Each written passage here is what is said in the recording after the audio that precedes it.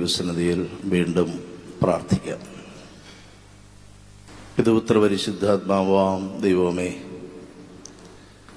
അവിടുത്തെ സ്നേഹാതിരേകത്താൽ സ്വപുത്രനെ ലോകത്തിലേക്ക് അയച്ച് ലോകത്തിൻ്റെയും ഞങ്ങളുടെയും പാപത്തിനു വേണ്ടി യാഗമായി തീർന്ന ഈ പാവനമായ ദിവസത്തിൽ ഈ പരിശുദ്ധ ആലയത്തിൽ വന്ന് തിരുവചനം ധ്യാനിപ്പാൻ ഞങ്ങൾക്ക് തന്ന അവസരത്തെ ഓർത്ത് അങ്ങയെ സ്തുതിക്കുന്നു. കർത്താവെ, ഞങ്ങൾ ബലഹീനരും പാപികളും കുറവുള്ളവരുമാകുന്നു. നിന്റെ വചനത്താൽ ഞങ്ങളെ ശുദ്ധീകരിച്ച് ഞങ്ങളെ യഥാസ്ഥാനപ്പെടുത്തണമേ. 2-3 പേർ അവിടുത്തെ ദിവ്യനാമത്തിൽ സംഗമിക്കുമ്പോൾ തിരുസാന്നിധ്യം കൊണ്ട് അവരെ ധന്യരാക്കുമെന്ന് അരുളി ചെയ്ത നിന്റെ തിരുവായ്മൊഴി ഞങ്ങളുടെ ഇടയിൽ പൂർത്തീകരിക്കണമേ. ഞങ്ങളെല്ലാവരും ചേർന്ന് പിതൃപുത്ര പരിശുദ്ധാത്മാവാം ദൈവമേ, അവിടുത്തേക്ക് സ്തുതിയും ബഹുമാനവും ആരാധനയും എന്നേക്ക് സമർപ്പിക്കുവാനായിട്ട് തന്നെ ആമേൻ. ദൈവ തിരുനാമത്തിന് മഹത്വമുണ്ടാകട്ടെ. ആദരണീയരായ വൈദിക ശ്രേഷ്ഠരെ, കർത്താവിൽ അനുഗ്രഹീതരെ, നമ്മുടെ കർത്താവിൻ്റെ ഇഹലോക ജീവിതം വളരെ ഹ്രസ്വമായിരുന്നു.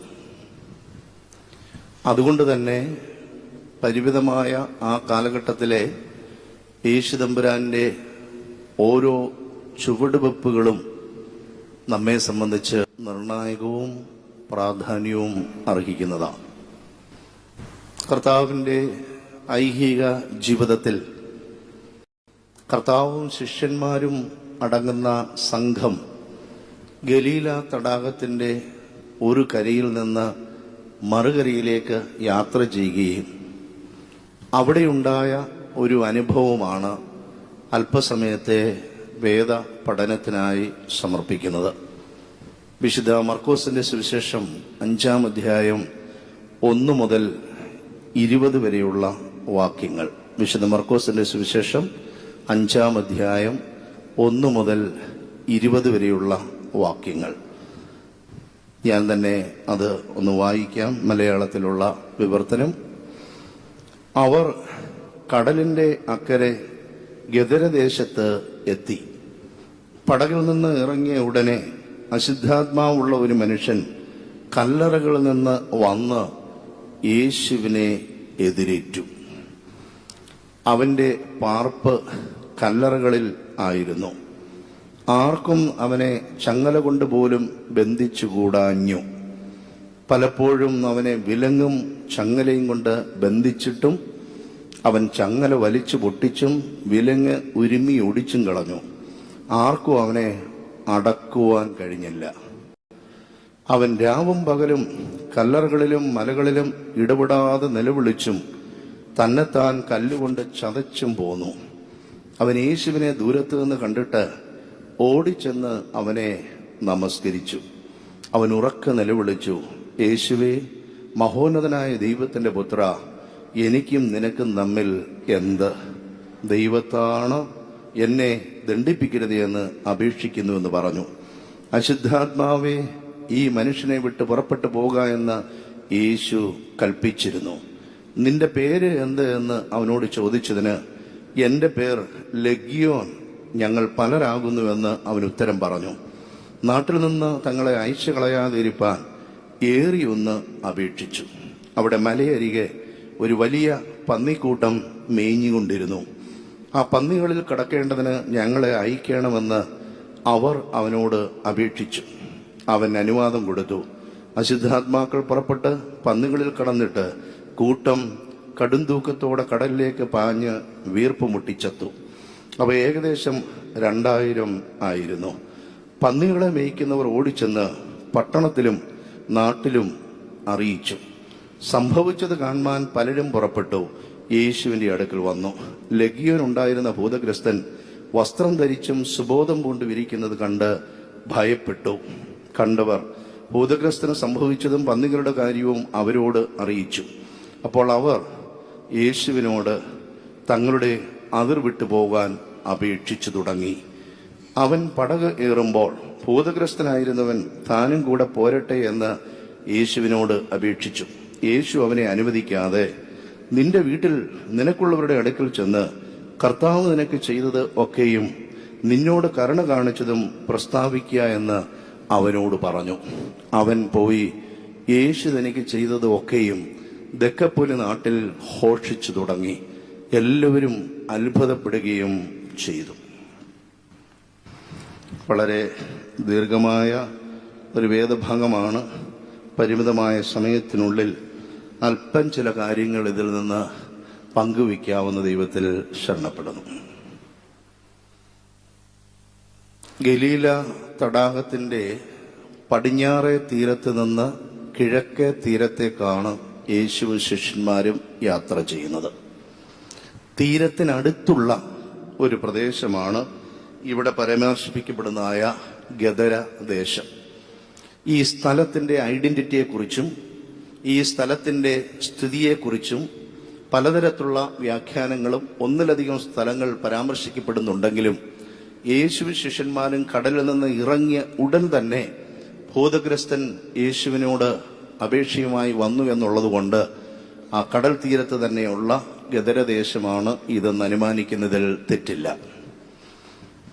ഭൂതബാധിതനായി വളരെ ക്ലേശങ്ങൾ അനുഭവിച്ച് കല്ലറുകളിലും മലകളിലും ഗുഹകളിലുമൊക്കെ ആയിരുന്ന ഒരു മനുഷ്യനെ യേശു സൗഖ്യമാക്കിയതിന് ശേഷം അവൻ വസ്ത്രം ധരിച്ചും സുബോധം പൂണ്ടിരിക്കുമ്പോൾ ആ ദേശത്തുള്ളവരെല്ലാം യേശുവിനോട് തങ്ങളുടെ അതിർ വിട്ടു പോകുവാൻ നിരന്തരമായി അപേക്ഷിച്ചു. അങ്ങനെ യേശു പടകിൽ കയറി മറുതീരത്തേക്ക് വരുവാൻ തുടങ്ങുമ്പോൾ ഭൂതബാധിതനായിരുന്ന മനുഷ്യൻ യേശുവിന്റെ അടുക്കൽ വന്ന്, ഞാൻ നിന്റെ കൂടെ ആയിരിക്കട്ടെ എന്ന് അപേക്ഷിച്ചു.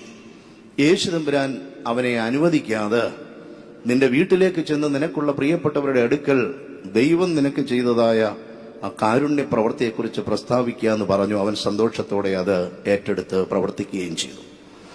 പ്രിയമുള്ളവരെ, യേശു തമ്പുരാനാൽ സൗഖ്യം ലഭിച്ച, ഭൂതം പുറത്തുപോയി സുബോധം പൂണ്ട് അനുഗ്രഹീതനായ ആ മനുഷ്യനോട്, ആ മനുഷ്യൻ യേശു തമ്പുരാനോട് എന്താണ് അപേക്ഷിക്കുന്നത്?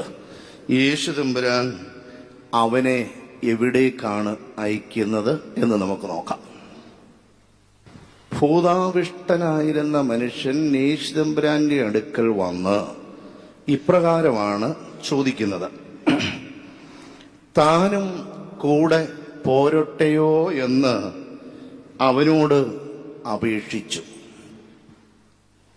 മുമ്പ് വളരെ ഭീകരമായ ഒരവസ്ഥയിലൂടെ കടന്നുപോയ മനുഷ്യൻ സുബോധം വന്ന് വസ്ത്രം ധരിച്ച് മാന്യനായ ഒരു വ്യക്തിയായി കഴിഞ്ഞപ്പോൾ അവൻ ചോദിക്കുന്നത്, യേശുവിന്റെ അടുക്കൽ വന്ന് ചോദിക്കുന്നത്, ഞാനും കൂടെ നിന്റെ കൂടെ പോരട്ടെ എന്ന.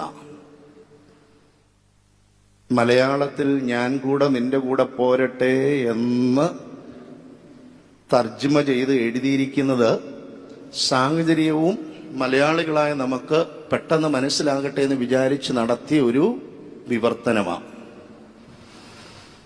അദ്ദേഹം വന്ന് ചോദിക്കുന്നതായി വേദപുസ്തകത്തിൽ ഗ്രീക്ക് ഭാഷയിൽ രേഖപ്പെടുത്തിയിരിക്കുന്നത് മെറ്റ് ഔട്ടോ ഹി, ഞാൻ നിന്റെ കൂടെ ആയിരിക്കട്ടെ എന്നാണ്. പക്ഷേ ഞാൻ നിന്റെ കൂടെ പോരട്ടെ എന്ന് ചോദിക്കുന്നതിന് ഒരു റീസൺ ഉണ്ട്. കാരണം യേശു പടക് ഏറുമ്പോൾ എന്നാണ്. അപ്പോൾ തീരത്ത് യേശു പോയ ആ വഞ്ചി കിടപ്പുണ്ട്.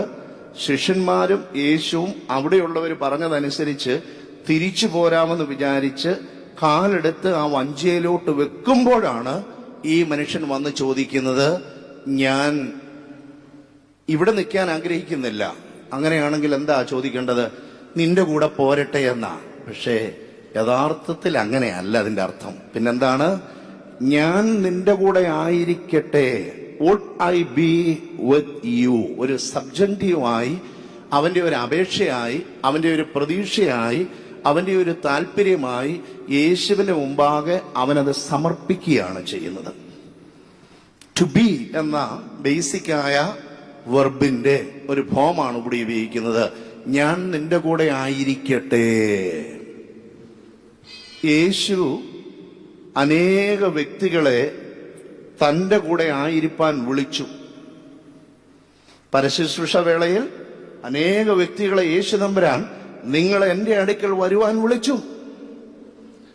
ചില ആളുകളെ എന്നോടുകൂടെ എന്നെ അനുഗമിക്കുക, നിങ്ങൾ ദിനംതോറും തങ്ങളുടെ ക്രൂശെടുത്ത് എന്റെ പിന്നാലെ വരിക എന്ന് യേശു തമ്പുരാൻ ആഹ്വാനം ചെയ്തു.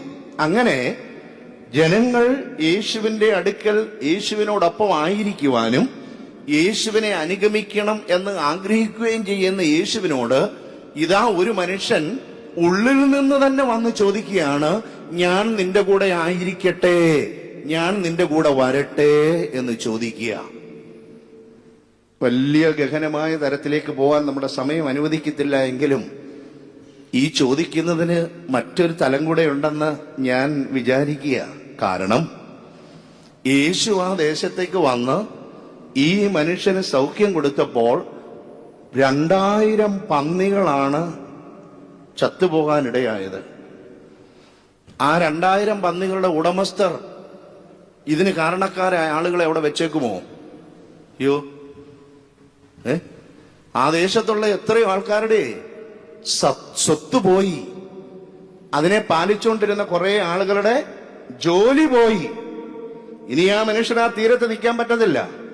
ആളുകൾ അന്വേഷിച്ചു വരുവാ, ഇതെല്ലാം എങ്ങനെ സംഭവിച്ചു? ദേണ്ട് ഇവൻ മുഖാന്തരമാ സാറേ ഇതുണ്ടായത്. അവനെ വെച്ചേക്കുമോ? അപ്പോൾ ഒരു തരത്തിൽ പറഞ്ഞാൽ യേശുവിന്റെ കൂടെ ആ വഞ്ചിയിൽ കയറി മറുതീരത്ത് രക്ഷപ്പെട്ടെത്താമെന്നാണ് ഈ മനുഷ്യൻ ആഗ്രഹിക്കുന്നത്. പക്ഷെ യേശു തമ്പുരാൻ പറയുകയാണ്, നീ അവിടെ നിൽക്കണം. ഈ സ്ഥലത്തിന്റെ പ്രത്യേകത എന്താണെന്നറിയാമോ? യേശുവിനോട് ഈ സ്ഥലം വിട്ടു പോകണമെന്ന് പറഞ്ഞവരാ. എനിക്ക് തോന്നുന്നു യേശുവിനൊരു ട്രാൻസ്ഫർ കൽപ്പന, അതായത് ഇവിടെ വേണ്ട, ഇവിടം വിട്ടു പൊക്കോ എന്ന് പറഞ്ഞ് നിരന്തരമായി യേശു ആ ദേശം വിട്ടു പോകണമെന്ന് അവർ അപേക്ഷിച്ചു തുടങ്ങി എന്ന് പറഞ്ഞാൽ അതിനൊരു അവസാനമില്ല. എന്ന് പറഞ്ഞാൽ നിരന്തരമായി പോ, ഇവിടുന്ന് പോ, ഇവിടുന്ന് പോകാൻ, ഇവിടുന്ന് പോ, ഇങ്ങനെ പറഞ്ഞു തുടങ്ങിയെന്ന, അല്ലാതെ പറഞ്ഞു എന്നോ നിർബന്ധിച്ചു എന്നല്ല, അവർ അങ്ങനെ അപേക്ഷിച്ചു തുടങ്ങി. അപ്പൊ അവർ നിരന്തരമായി വേറെ ഗത്യന്തരമില്ലാതെ യേശു മടങ്ങിപ്പോവുക. അങ്ങനെയെങ്കിൽ യേശുവിനോടൊപ്പം ആയിരിക്കുക എന്ന് പറഞ്ഞാൽ യേശുവിന്റെ ഒരു ശിഷ്യനാകുക എന്നാ. To be with Jesus means to become a disciple of Jesus. ശിഷ്യന്മാരെ തെരഞ്ഞെടുക്കുമ്പോൾ വിശുദ്ധ മർക്കോസിന്റെ വിശേഷം 3-ാം അധ്യായത്തിൽ നാം കാണുന്നുണ്ട്, തന്നോടുകൂടെ ആയിരിക്കാനും. ഒന്നാമത്തെ കാര്യം അതാ. ശിഷ്യന്മാരെ വിളിക്കുന്നതിന്റെ പ്രധാനപ്പെട്ട ഉദ്ദേശം എന്താ? തന്നോടുകൂടെ ആയിരിക്കാൻ, യേശുവിനോടുകൂടെ ആയിരിക്കാൻ. നമ്മളൊക്കെ ചിലപ്പോഴെങ്കിലും പ്രാർത്ഥിക്കും, കർത്താവേ ഒന്നുകിൽ നീ ഞങ്ങളുടെ അടുക്കിലേക്ക് വരണമേ, ഞങ്ങളുടെ വീട്ടിലേക്ക് വരണമേ, അല്ലെങ്കിൽ എനിക്ക് നിന്റെ അടുക്കലായിരിക്കാൻ സാധിക്കണമേ എന്നൊരു പ്രാർത്ഥന ആത്മാർത്ഥതയുള്ള എല്ലാവരും പ്രാർത്ഥിക്കുന്നതാ. either Jesus be with me or I be able to with you. അപ്പൊ ഇത് എല്ലാ മനുഷ്യരുടെ ആഗ്രഹമായി എന്ന് ഇരിക്കെ ഈ മനുഷ്യൻ യേശു തമ്പുരാനോട് അപേക്ഷിച്ചിട്ട് യേശു അത് സ്വീകരിച്ചില്ല.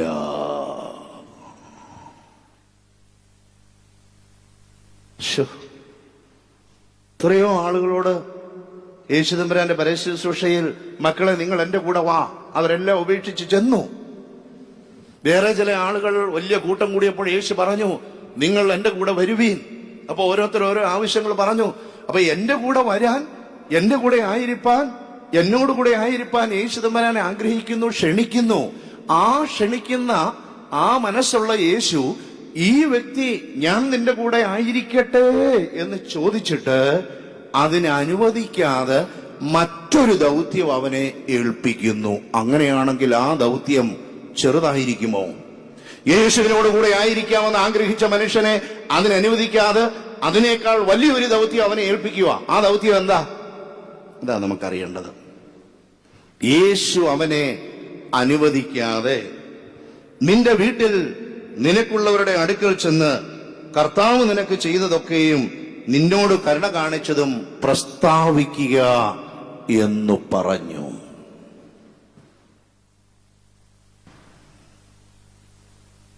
യേശു അവനെ തന്റെ കൂടെ കൂട്ടിക്കൊണ്ടുവരാതെ യേശു അവനെ അവന്റെ വീട്ടിലേക്ക് അയച്ചു.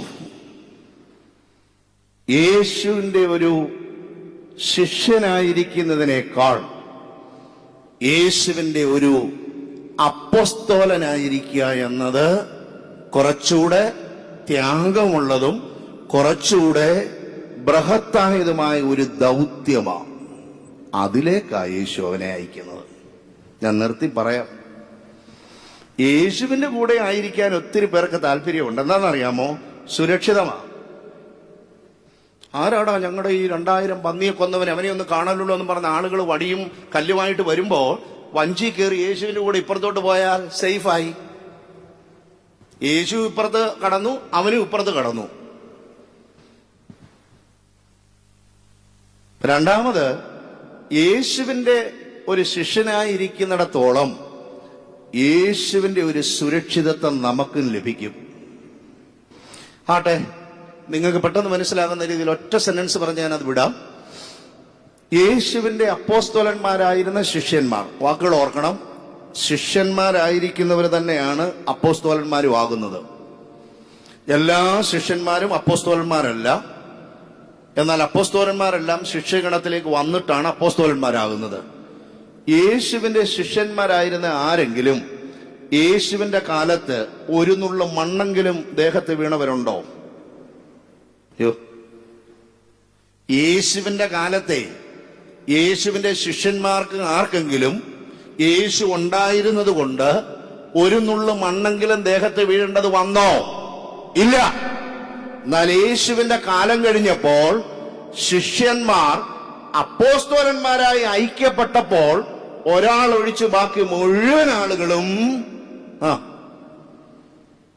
രക്തസാക്ഷികളായി. അപ്പൊ ശിഷ്യനായിരിക്കുന്നതാണോ അപ്പോസ്തോലനായിരിക്കുന്നതാണോ കൂടുതൽ ത്യാഗം? അപ്പോസ്തോലനായിരിക്കാനാ. ഇവിടെ ഇരിക്കുന്നവരെല്ലാം ഞാനും കർത്താവിന്റെ ശിഷ്യനാകാനാ. കർത്താവ് വലിയൊരു വടവൃക്ഷമാകയാൽ അതിന്റെ അടിയിൽ ഞാൻ ഇരിക്കുമ്പോൾ ഞാൻ സുരക്ഷിതനാ. കർത്താവ് എല്ലാ പ്രശ്നവും തരണം ചെയ്തോളും. എന്നാൽ ഞാൻ ഐക്യപ്പെടും. ആർക്കു വേണ്ടി?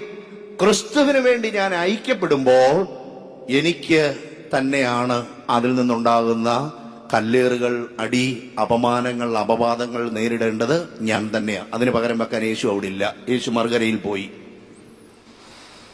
നമുക്ക് ചെറുതായിട്ടൊന്ന് ചിന്തിച്ചാലേ, യേശുവിന്റെ ശിഷ്യനായിരിക്കുന്നതിനേക്കാൾ വലിയ ഒരു ദൗത്യം കൊടുത്തെങ്കിൽ ആ ദൗത്യം എന്താണെന്നൊന്ന് അറിയണമല്ലോ. എന്റെ കൂടെ വരാൻ വിളിച്ച കർത്താവ് കൂടെ ചെല്ലാമെന്ന് പറഞ്ഞപ്പോൾ വാക്കുമാറി. എന്റെ കൂടെ വരണ്ട, നീ വീട്ടിലോട്ട് പോകാൻ. അപ്പൊ വീട്ടിലേക്ക് പോകുന്ന ദൗത്യം ഏറ്റവും വലിയൊരു ദൗത്യം അല്ലെങ്കിൽ യേശു അങ്ങനെ അയക്കുമോ? അങ്ങനെയാണ് വീട്ടിലേക്ക് പോകുന്ന ദൗത്യം എന്താണെന്ന് നമുക്ക് നോക്കിയാലോ. അതിലോട്ട് നോക്കുന്നതിന് മുമ്പ് ഒന്ന് ശ്രദ്ധിച്ചേ. നിങ്ങൾ ഈ രാഷ്ട്രത്തിലെ ഒരു രാഷ്ട്ര നേതാവായാലും, നിങ്ങളൊരു ഉദ്യോഗസ്ഥനായാലും, നിങ്ങളൊരു അധ്യാപകനായാലും, നിങ്ങളൊരു പുരോഹിതനായാലും, നിങ്ങൾ ഏത് ദൗത്യത്തിൽപ്പെട്ടവരായാലും വീടിനോടുള്ള ബന്ധം കഴിഞ്ഞ് ഉള്ള ബന്ധം മതി.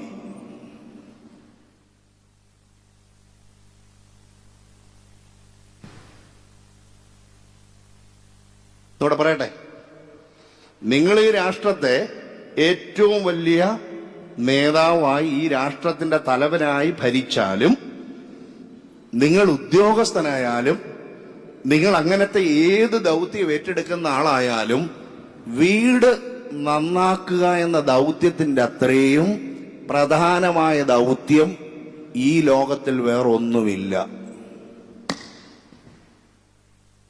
അതുകൊണ്ടാണ് യേശുവിന്റെ പടകിൽ കൂടെ കയറി യേശുവിന്റെ കൂടെ വരുന്നതിനേക്കാൾ അവനെ അവന്റെ വീട്ടിലേക്ക് യേശു അയച്ചു. യേശു അവനെ വീട്ടിലേക്ക് അയച്ചു എന്ന് പറയുന്ന ആ കാര്യം നമുക്കൊന്ന് നോക്കാം. ഇവിടെ ആ മനുഷ്യൻ സത്യത്തിൽ അപേക്ഷിച്ചു എന്നതിനൊക്കെ ഉപയോഗിക്കുന്ന വാക്ക് പാരാക്കലയോ എന്നുള്ളതാണ്. ആ പാരാക്കലയോ എന്നുള്ള വാക്കിനോട് ചേർന്ന് തന്നെ വരുന്ന ഒരു വാക്കാണ് പാരക്ലീറ്റോസ്. അതിന്റെ അർത്ഥം എന്താ? പരിശുദ്ധാത്മാവ്. അപ്പൊ ആത്മാവുള്ളവൻ മാത്രമേ അപേക്ഷിക്കുകയുള്ളൂ. ദൈവസന്നിധിയിലെ എന്റെ കർത്താവേ, ഞങ്ങളുടെ കുടുംബത്തിന് മ്ലേച്ഛത മാറ്റി നല്ല മാന്യത വരണമേ എന്ന് ഒരു ഗ്രഹനാഥൻ, ഒരപ്പച്ചൻ, ഒരമ്മച്ചി, ഒരു മരുമകൾ, ഒരു മകൾ, ഒരു മകൻ അപേക്ഷിക്കണമെങ്കിൽ ആത്മാവിന്റെ വരം ലഭിക്കണം. ബാക്കിയുള്ളവർ പ്രാർത്ഥിക്കുന്നിടത്ത് ചുമ്മാതിരിക്കുകയുള്ളൂ. അതുകൊണ്ടാണ് അപേക്ഷ എന്നതിന് ഉപയോഗിക്കുന്നതും അപേക്ഷകൻ മധ്യസ്ഥൻ എന്ന വാക്കും കൂടെ ചേരുന്നു വരുന്ന പരിശുദ്ധാത്മാവും അപേക്ഷയും തമ്മിൽ ഒരേ വാക്കിൽ നിന്ന് പാരാക്കലയോ പാരാക്ലീറ്റോസ്. വാക്കിന്റെ കൂടുതൽ വ്യാഖ്യാനത്തിലേക്ക് ഞാൻ പോകുന്നില്ല, സമയം നമ്മളെ അനുവദിക്കത്തില്ല. നമുക്ക് ഒത്തിരി കാര്യങ്ങൾ കാണേണ്ടതുണ്ട്. നമുക്ക് വേണ്ടി നമ്മുടെ അടുക്കൽ നിന്ന് അപേക്ഷിക്കുന്നവനാണ് പരിശുദ്ധാത്മ. അതുകൊണ്ടാണ് പാരാക്ലീറ്റോസ്. പാരാ മീൻസ് എന്റെ സമീപത്ത്, ക്ലീറ്റോസ് എന്നുള്ളത് കലയോ എന്ന വാക്കിന്റെ ഒരു വകഭേദമാണ്. എന്റെ അടുത്തിൽ നിന്ന് എനിക്ക് വേണ്ടി അപേക്ഷിക്കുന്നവനാണ് പരിശുദ്ധാത്മാവ്. നമ്മളിങ്ങനെ ആരാധനയിൽ പരിശുദ്ധാത്മാവെ ത്രിയേക ദൈവത്തിൽ ആളത്വത്തിൽ ഒന്നാവുന്നുവെങ്കിലും അടിസ്ഥാനപരമായി പരിശുദ്ധാത്മാവിന്റെ ദൗത്യം എന്താ? നമുക്ക് വേണ്ടി അപേക്ഷിക്കുക. അപ്പൊ ഈ മനുഷ്യന്റെ അപേക്ഷ ആത്മാവുള്ളത് കൊണ്ടാണ്. നേരത്തെ അവൻ എന്താത്മാവാ ഉണ്ടായിരുന്നേ? ദുരാത്മാവാ. ഇപ്പൊ യേശു അവനെ സൗഖ്യപ്പെടുത്തിയപ്പോൾ അവന് ദൈവത്തിന്റെ ആത്മാവ് പരിശുദ്ധാത്മാവിനാൽ അഭിഷേകം പ്രാപിച്ചവനാകയാൽ അവന്റെ അപേക്ഷയാ. ആ അപേക്ഷ കേട്ടിട്ടാണ് യേശു അവനെ വീട്ടിലേക്ക് അയക്കുന്നത്. അത് ഇപ്രകാരമാ സത്യത്തിൽ മൂലഭാഷയിൽ പറയുന്നത്: ഹുപ്പാകെ എയ്സ്റ്റോൺ സോ ഒയ്ക്കോൺ. നീ നിന്റെ വീട്ടിന്റെ ഉള്ളിലേക്ക് പോകുമെന്നാണ് യേശു അപേക്ഷിക്കുന്നത്. ഒരല്പം മുമ്പ് വരെ ഈ മനുഷ്യൻ എവിടെയായിരുന്നു? ആദ്യത്തെ ഭാഗത്തുണ്ട്.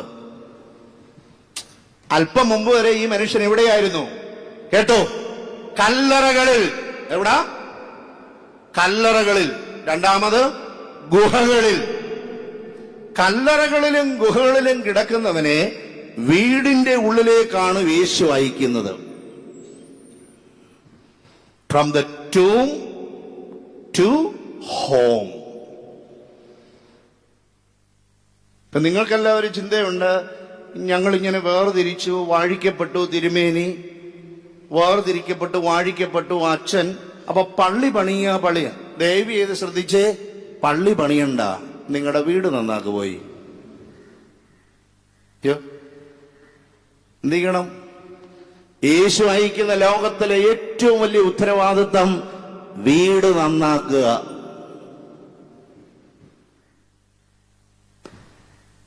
ഞാൻ ഈ രാഷ്ട്രത്തിന്റെ നിർമ്മാണം വേണ്ട, നീ വീട്ടിൽ പോയി നന്നാക്കുക. ശരിക്കും ആ ഗ്രീക്ക് ഭാഷയിൽ ഉപയോഗിക്കുന്നതിന്റെ അർത്ഥം ആശ്ചര്യമായിട്ട് പറഞ്ഞാൽ മൂവ്മെന്റിന്, നമ്മുടെ യാത്രയ്ക്ക്, ചലനത്തിന് രണ്ട് തരത്തിലുള്ള പ്രിപ്പോസിഷൻസ് ഗ്രീക്ക് ഭാഷയിൽ ഉപയോഗിക്കും. ഒന്ന് പ്രോസ് എന്ന് പറയും. പ്രോസ് എന്നാൽ ടുവേർഡ്സ് ഓർ ടു എന്നാണ്. പരുമരയിൽ ലേക്ക്, ലേക്കല്ല, പരുമലയിലേക്ക്, പരുമലയിലോട്ട്. നിങ്ങൾക്ക് മനസ്സിലാക്കാൻ എന്റെ അർത്ഥം ഞാൻ പറയാം.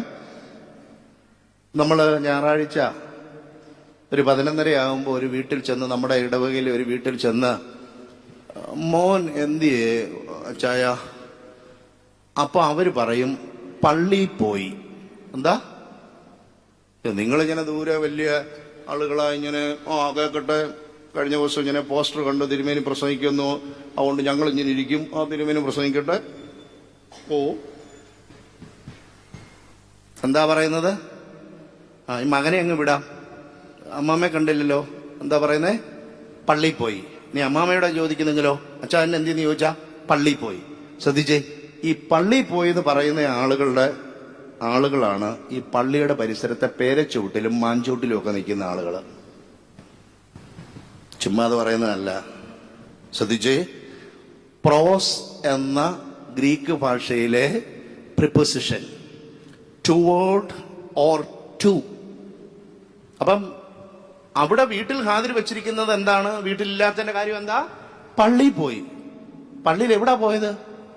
അവിടെ പേരെ ചോട്ട് നിൽപ്പുണ്ട്, അവിടെ നിൽക്കുക. എല്ലാ ദേവാലയങ്ങളിലും ഇപ്പൊ പ്രത്യേകിച്ച് ആളുകൾ കുറവായതുകൊണ്ട് നിറഞ്ഞിരിക്കാൻ ഇവിടെ തന്നെ നോക്കിക്കേ, ഇവിടെ എന്തുമാത്രം സ്ഥലം കിടക്കുന്നുണ്ട് അല്ലേ? അത് കവിഞ്ഞു കുറച്ച് പേരുണ്ട്.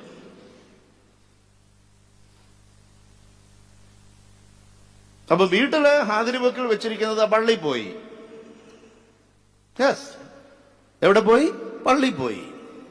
പരുമലയിലോട്ട് വരുന്നത് വേറെ ഒത്തിരി സ്ഥലങ്ങളിലോട്ട് പോകത്തക്ക രീതി ക്രമീകരിച്ച, അതൊന്നും പറയാൻ ഞാൻ സമയം കളയുന്നില്ല. ആ രീതി നമ്മൾ ചിന്തിക്കണ്ട, പോട്ടെ. അപ്പൊ അവര് ഈ മുറ്റത്തൊക്കെ തന്നെ ഇങ്ങനെയായിരിക്കും. രണ്ടാമതൊരിക്കുന്ന ഉപയോഗിക്കുന്ന ഒരു പ്രിപ്പോസിഷനാണ് എയ്സ് എന്ന് പറയും. എയ്സ് ചെറിയൊരു ഒറ്റ വാക്കാ. എയ്സ്, എപ്സിലോൺ, അയോട്ട, സിഗ്മ, എയ്സ് എന്ന ഒരു വാക്ക്. അതിന്റെ അർത്ഥം ടു ഓർ ഇൻ ടു എന്ന, അതിലേക്ക. അപ്പൊ അങ്ങനെയുള്ള ഒരു വീട്ടിൽ ചെന്ന് എന്ത് അച്ചാനെന്ന് ചോദിച്ചാൽ പള്ളിയിൽ പോയി എന്നല്ല പറയുന്നത്, പള്ളിയിലേക്ക് പോയി. അവരായി അകത്തിരിക്കുന്ന ആളുകൾ. മലയാള ഭാഷയിലും ഇംഗ്ലീഷ് ഭാഷയൊക്കെ ബൃഹത്തായ ഭാഷയാണ് മറ്റു പല ഭാഷകളും, പ്രത്യേകിച്ച് ഈ മൂലഭാഷ. അപ്പൊ അവിടെ ഹുപ്പാകെ എയ്സ്റ്റോൺ ഒയ്ക്കോൺ സു എന്ന് പറഞ്ഞാൽ നീ നിന്റെ വീടിന്റെ ഉള്ളിലേക്ക് പോകുക എന്നാ യേശു പറയുന്നത്. ലിറ്ററലി. അപ്പൊ ഈ മനുഷ്യന്റെ പ്രത്യേകത നമുക്ക് ഇവിടെ വെച്ചൊന്ന് നോക്കാം. ഇവൻ ഇപ്പോഴെവിടെയാണെന്നാ ഞാൻ പറഞ്ഞത്? കല്ലറകളിലാ, ഗുഹകളിലാ. കല്ലറകളിലും ഗുഹകളിലുമായിരിക്കുന്ന മനുഷ്യൻ വീടിന്റെ ഉള്ളിലേക്ക് പോണം. തിരുമേനി ദൈവകൃപയാല് പള്ളിയോടടുത്തായി കല്ലറ എന്നുള്ളത് കൊണ്ട് മോനും മരുമോളും അച്ചായനും ഞാനും അമ്മച്ചിയും അപ്പച്ചനും എല്ലാം കല്ലറയിലൊന്നും പോകുന്നില്ല, വീട്ടിൽ തന്നെയുണ്ട്. പക്ഷേ വീട് ഏകദേശം കല്ലറ പോലെയാ.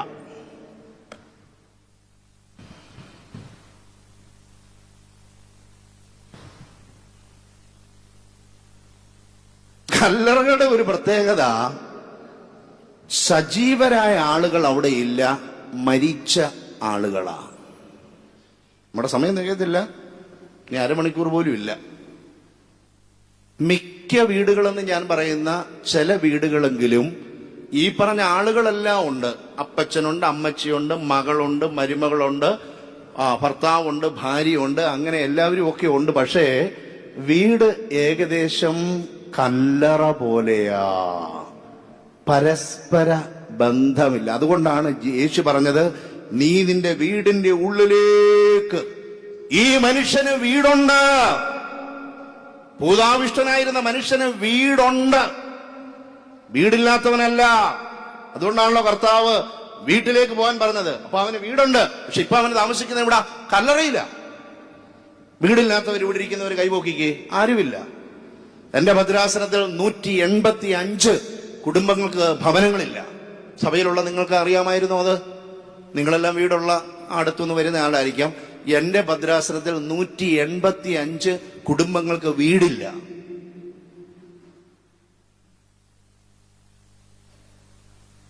വീടില്ലാത്തവനല്ല, വീട് മാത്രമല്ല ഇവനുള്ളത്, പിന്നെ ആരുണ്ട്? വീട്ടുകാരുമുണ്ട്.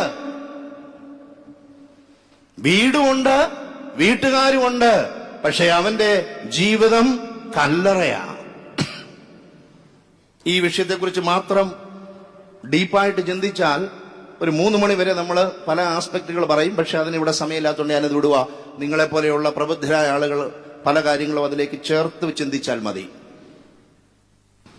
വീടുണ്ട്, പക്ഷെ വീട്ടിൽ ബന്ധങ്ങളില്ല.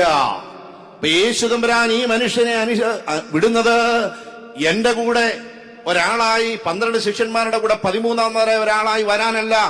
നീ നിന്റെ വീട്ടിൽ പോയി നിന്റെ വീടിനെ നന്നാക്കുക, ഒന്നാമത് വേണ്ടതെന്താ? അറ്റുപോയ ബന്ധങ്ങൾ പുനഃസ്ഥാപിക്കണം. ഇരിക്കുന്ന അനേകം ആൾക്കാരുടെ മുഖം കണ്ടാൽ അറിയാം അറ്റുപോയിട്ടുണ്ട്. യേശുദമ്പുരാൻ കൗൺസിലിംഗ് ഒന്നും കൊടുത്തില്ല. നീ നിന്റെ വീട്ടിൽ പോയി പ്രസ്താവിക്കാന്നേ പറഞ്ഞുള്ളൂ. ദൈവാനുഗ്രഹം ലഭിച്ചവനായതുകൊണ്ട് അവനറിയാം അതെങ്ങനെയാ പ്രസ്താവിക്കേണ്ടത്. സത്യത്തിൽ നിങ്ങളൊന്ന് ആലോചിച്ച് നോക്കിക്കേ.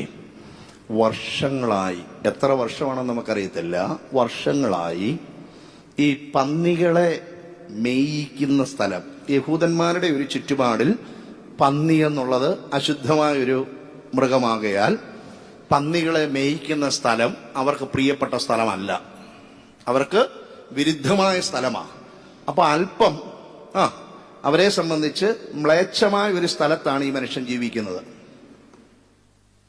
രണ്ടാമത്, അവൻ വീടുണ്ടെങ്കിലും സജീവരായ ആളുകളുമായി സംസാരിക്കുന്നതിന് പകരം കല്ലറയിലുള്ള ആളുകളോട് സംസാരിക്കുമെന്ന് എനിക്കറിയത്തില്ല. അവൻ ബഹളം വെക്കും, അവൻ ആക്രോശിക്കും, നിലവിളിക്കും. അങ്ങനെ ആ നാട്ടുകാർക്ക് മുഴുവൻ ഭയം ഉണ്ടാക്കുന്ന മനുഷ്യനാ. നാട്ടുകാർക്ക് മുഴുവൻ ഭയമുണ്ടാക്കുന്ന മനുഷ്യനാ. അവന് ബന്ധമില്ല. അവനിങ്ങനെ ശക്തനാകുകയും ഇങ്ങനെ ആക്രോശിച്ച് സ്വയം മുറിവേൽപ്പിക്കുകയും ചങ്ങലയും ആ വിലങ്ങുകളും ഉരുമി പൊട്ടിക്കുകയും ചെയ്യുന്നവനാകിയാൽ ആർക്കും അവനെ നിയന്ത്രിക്കാൻ കഴിയത്തില്ല. അങ്ങനെയുള്ളിടത്തുനിന്ന് അവനെ അയക്കുന്നത്. മിക്കവാറും വീട്ടിൽ അങ്ങനെയാണല്ലോ.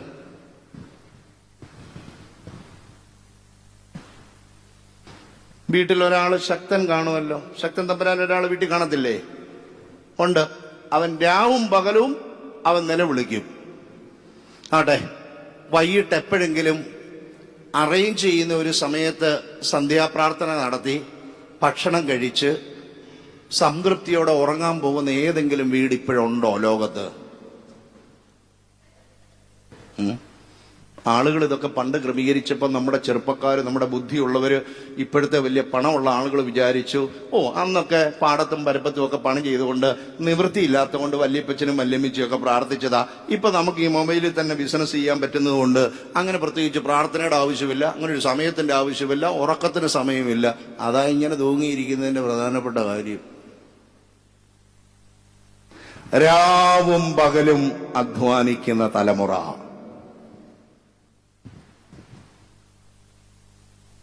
നിങ്ങളുടെ എല്ലാ വീടുകളിലുണ്ട് ഇങ്ങനെ ഒരു മോളോ ഒരു മോനോ കാണും. അല്ലെ നിങ്ങളിൽ തന്നെ പലരും ഉണ്ട്, ഇല്ലേ? എനിക്ക് പ്രത്യേകിച്ച് സമയമില്ല. ഉണ്ടോ? ഇല്ല.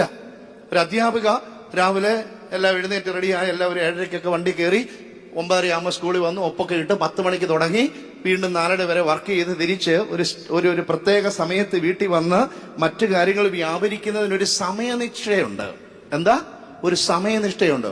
ഒരൊറ്റ വീട്ടമ്മമാര് പറയട്ടെ ഞങ്ങളുടെ വീട്ടിൽ സമയനിഷ്ഠയുണ്ടെന്ന്. കൈപൊക്കിക്ക് ആരെങ്കിലും ഉണ്ടോ എന്ന് അറിയാൻ. നിങ്ങൾ ഇരിക്കുന്നവരോടൊന്ന് പറഞ്ഞേ, മോനെ സന്ധ്യയായി നമുക്ക് പ്രാർത്ഥിക്കാമെന്നൊന്ന് പറഞ്ഞേ. അതിന് നിങ്ങൾക്ക് തന്നെ അന്നേരം വേറെ ബിസിനസ് ഉണ്ടല്ലോ. നീ ആ കൊച്ചുങ്ങൾ പറഞ്ഞാൽ പോലും നിങ്ങൾ പറയും, മോനെ വരട്ടെ മോനെ, അതുകൂടെ ഒന്ന് കണ്ടിട്ട് ഇതുകൂടെ ഒന്ന് ചെയ്തിട്ട് തിരിച്ചിതിലേക്ക് തന്നെ പോകണം. യേശു അയക്കുകയാണ്. അപ്പസ്റ്റല്ലോ.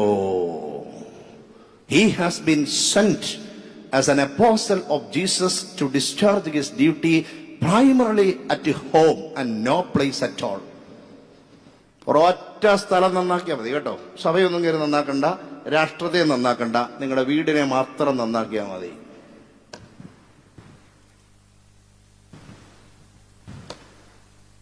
പ്രിയമുള്ളവരെ, കഴിഞ്ഞ ഒരു 30 വർഷമായി ലോകം മുഴുവൻ, ഭാരതത്തിൽ പ്രത്യേകിച്ച് കേരളത്തിൽ സംഭവിച്ചത്, വീടിന് കൊടുക്കുന്ന പ്രാധാന്യം നമ്മൾ എടുത്തു കളഞ്ഞു. പണത്തിന്റെ പ്രാധാന്യം, അയ്യോ അത് വേണം. നമ്മുടെ സൗന്ദര്യം, അയ്യോ അത് വേണം. നമ്മുടെ കരിയർ, എന്തെങ്കിലും പ്രൊഫഷണൽ, അയ്യോ അത് വേണം. നമുക്ക് നല്ലൊരു വീട്, അയ്യോ അത് വേണം. നല്ല ആഡംബര ഒരു കാർ, അത് വേണം. നമ്മൾ വിട്ടുകളഞ്ഞ ഒരു സ്ഥലം എവിടാ? ഏതാ? ഏതിനെ കുറിച്ചുള്ള കൺസേണാ വിട്ടത്? വീട്, വീട്, വീട്, ഭവനം, ഭവനം. കെട്ടിടമല്ല, ബന്ധങ്ങൾ വിച്ഛേദിച്ചു. 90 വയസ്സിന് മുകളിലുണ്ട് എൻ്റെ അമ്മ, ഇവിടെ അടുത്ത മുട്ട. അപ്പൊ ഞാന് നാട്ടിൽ വരുമ്പോൾ അമ്മച്ചിയുടെ അടുത്ത് പോകുകയും അമ്മച്ചിയുടെ അടുത്ത് സംസാരിക്കുകയും ഭക്ഷണം കഴിക്കുകയും ഒക്കെ ചെയ്തിട്ടാണ് തിരിച്ചിവിടെ വരുന്നത്. കഴിഞ്ഞ ആഴ്ച ഞാൻ അമ്മച്ചിയുടെ അടുത്ത് ചെല്ലുമ്പോ എഴുന്നേക്കുന്നു, കുരിശൊക്കെ വരച്ച് സ്വീകരിച്ചെന്തുകൊണ്ട് മോനെ എന്ന് പറഞ്ഞ് അതൊന്ന് തലോടിയൊക്കെ കഴിഞ്ഞതിന് ശേഷം കസേരയിട്ട് ഞാൻ അവിടെ അടുത്തിരിക്കും.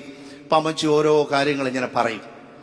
ഇപ്പൊ കഴിഞ്ഞ ആഴ്ച അമ്മച്ചി ഇങ്ങനെ ഓരോ കാര്യങ്ങൾ പറയുക. ഞങ്ങളുടെ നാട്ടിലുള്ള ചില വീടുകളിൽ നടക്കാൻ പോകുന്ന കല്യാണം, മറ്റുള്ള കാര്യത്തെക്കുറിച്ചൊക്കെ നല്ല രീതിയിൽ പറയുക. അപ്പൊ ഇങ്ങനെ കുറേ നേരം അമ്മച്ചി ഇതെല്ലാം പറഞ്ഞുകൊണ്ടിരിക്കുന്ന കൂട്ടത്തിൽ അമ്മച്ചി തന്നെ ചിരിച്ചിട്ട് പറയുവാണ്, മോനോട് ഞാനിതൊന്നും പറയേണ്ട ആവശ്യം, മോൻ ഇതുമായിട്ട് എന്ത് ബന്ധമാ, പിന്നെ എന്തേലും മോനോട് പറയണ്ടേ, അതിനങ്ങ് പറഞ്ഞെന്നുള്ളതേ ഉള്ളൂ. ഞാന് അമ്മച്ചിക്ക് ദൈവകൃപയാൽ ആരോഗ്യവതിയായും ദൈവകൃപയിലും ഇരിക്കുന്നുവെങ്കിലും 90 വയസ്സ് കഴിഞ്ഞതുകൊണ്ട് ഞാൻ എൻ്റെ മുറിയിൽ പോയി വിശ്രമിക്കുന്നതിനേക്കാൾ അവിടെ തന്നെ ഇരിക്കും. അമ്മച്ചി അങ്ങനെ ചിലപ്പോൾ 1 മണിക്കൂറൊക്കെ ഇങ്ങനെ നല്ല കാര്യങ്ങളെല്ലാം പറഞ്ഞ് എന്നാ ഞാനൊന്ന് കിടക്കാൻ പോവാ മോനെന്ന് പറഞ്ഞ് അവിടെ തന്നെ കിടക്കും. മോന് വന്നാ പോയോ തിരുമേനി പോയൊന്ന് വിശ്രമിച്ചാട്ടെന്ന് പറയും. ഞാൻ അവിടെ തന്നെ പിന്നെ അങ്ങ് ഇരിക്കും. ചിലപ്പോൾ 2-3 മണിക്ക്, പിന്നെ 4 മണിക്ക് ചായ കുടിക്കുന്ന സമയം വരെ അവിടെ അങ്ങനെ ഇരിക്കും. ഭാര്യയും ഭർത്താവും കൂടെ സംസാരിച്ചിട്ട് എത്ര നാളായച്ചാ? ഭാര്യയും ഭർത്താവും കൂടെ ഹൃദയം തുറന്ന് സംസാരിച്ചിട്ട് എത്ര നാളായി?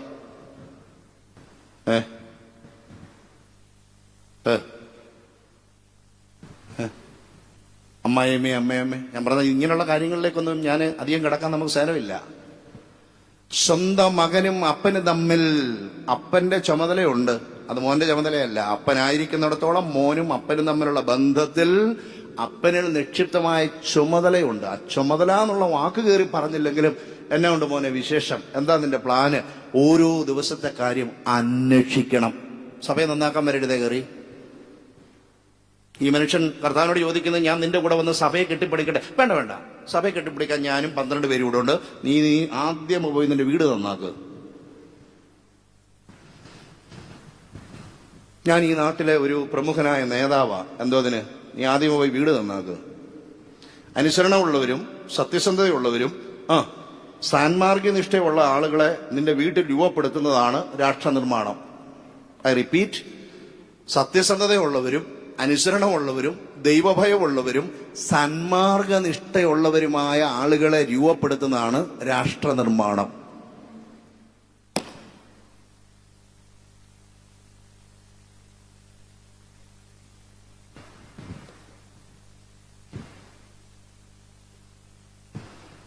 നമ്മുടെ കുഞ്ഞുങ്ങളെല്ലാം രാവും പകലും അധ്വാനിക്കുക. എന്താ, അവന് വിദേശത്തെ ഒരു കമ്പനിയിലെ അവിടുത്തെ സമയം വെച്ചാ വർക്ക് ചെയ്യുന്നത്.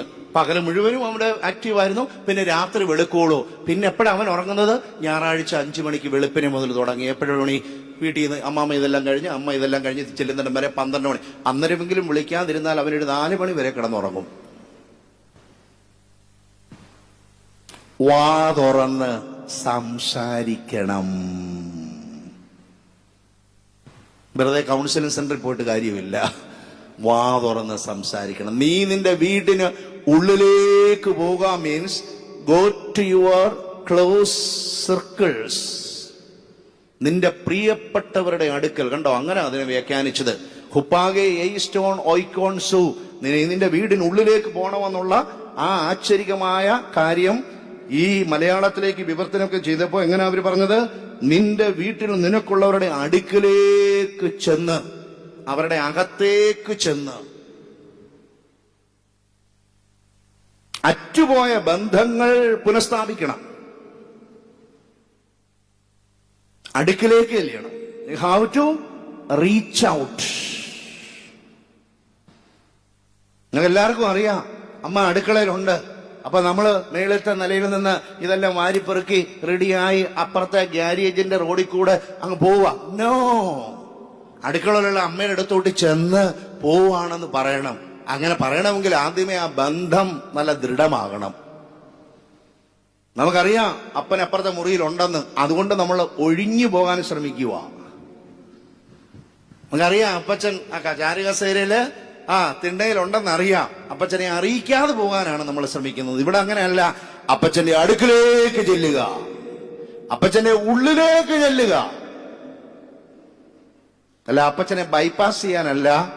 To reinstitute the broken relationship, the personal interpersonal relationship. നിങ്ങളൊന്ന് ആലോചിച്ച് നോക്കിയേ. ഈ മനുഷ്യൻ, അവൻ എന്തുണ്ടെന്നാ പറഞ്ഞത്? വീടുണ്ട്. ഉണ്ടല്ലേ വീട്ടിലേക്ക് പോകാൻ പറഞ്ഞേ. നിന്റെ പ്രിയപ്പെട്ടവർ. അപ്പൊ ആരുണ്ടായിരുന്നു നേരത്തെ? ഇവൻ കല്ലറയിലായിരുന്നെങ്കിലും അവൻ ആരുണ്ട്? പ്രിയപ്പെട്ടവരുണ്ട്, അല്ലേ? ഈ മനുഷ്യൻ കല്ലറയിൽ നിന്ന് വീട്ടിലേക്ക് വന്നാൽ സ്വാഭാവികമായി പറഞ്ഞാൽ ഇവൻ പറഞ്ഞു തുടങ്ങുന്നത് എന്തായിരിക്കും?